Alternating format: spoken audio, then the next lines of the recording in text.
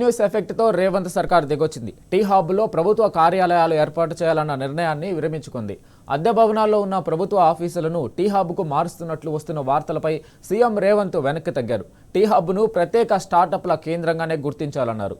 Incubator గా, innovation catalyst గా, స్టార్టప్లకు కేంద్రంగా ఏర్పాటు చేసిన టీ హబ్ లో ఇతర ఆఫీసులు పెట్టాలని ఆలోచన విరమించుకోవాలని సీఎం రేవంత్ ఆదేశించారు. అద్దె భవనాల్లో ఉన్న ప్రభుత్వ ఆఫీసులను అందుబాటులో ఉన్న ఇతర ప్రభుత్వ భవనాలకు తరలించాలని సూచించారు.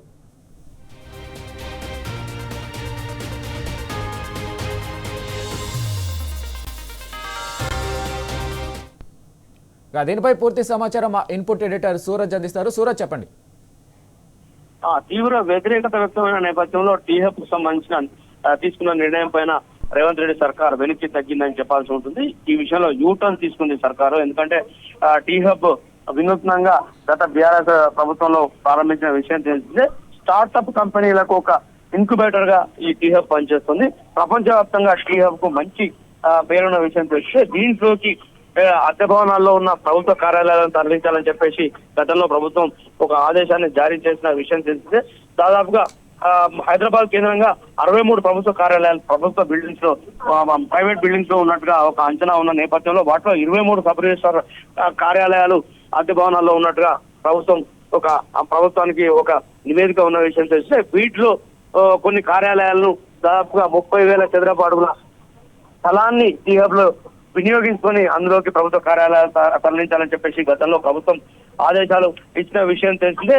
ఇన్క్యుబేటర్ గా, ఇన్నోవేషన్ క్యాటలిస్ట్ గా, స్టార్ట్అప్ కంపెనీలకు కేంద్రంగా ఏర్పాటు చేసిన టీ హబ్ లో ఇతర ఆఫీసులు ఉండకూడదనే ఒక డిమాండ్ వెలువడిన నేపథ్యంలో అక్కడికి తరలించాలనుకున్న కార్యాలయాలను వేరే చోటికి తరలించాలని చెప్పేసి కాసేపటి క్రితమే ముఖ్యమంత్రి రేవంత్ రెడ్డి అధికారులను ఆదేశించినట్టుగా మనకు అందుతున్న సమాచారాన్ని బట్టి తెలుస్తుంది. మొత్తం మీద ఇంతకుముందు చూసుకుంటే కనుక సబ్ రిజిస్ట్రార్ ఆఫీసు షేర్లింగంపల్లికి సంబంధించిన, అలాగే గండిపేటకు సంబంధించిన సబ్ రిజిస్ట్రార్ కార్యాలయాలను అక్కడికి తరలించాలని చెప్పేసి ఈ రెండింటికి కూడా 5,000 చదరపు అడుగుల చొప్పున కేటాయించాలని చెప్పేసి ప్రభుత్వం గతంలో ఒక జీవో ఇచ్చింది. అలాగే రంగారెడ్డి జిల్లా రిజిస్ట్రార్ కార్యాలయాన్ని కూడా అక్కడ తరలించాలని చెప్పేసి కూడా ప్రభుత్వం ఆదేశించింది. దీనికి 20,000 చదరపు అడుగులు టీ హబ్ లో కేటాయించాలని చెప్పేసి కూడా ఆదేశించిన సంగతి తెలిసింది. అయితే విపరీతమైన వ్యతిరేకతల నడుమ ఇవాళ ప్రభుత్వం తన నిర్ణయాన్ని సమీక్షించుకుందని చెప్పాల్సి ఉంటుంది.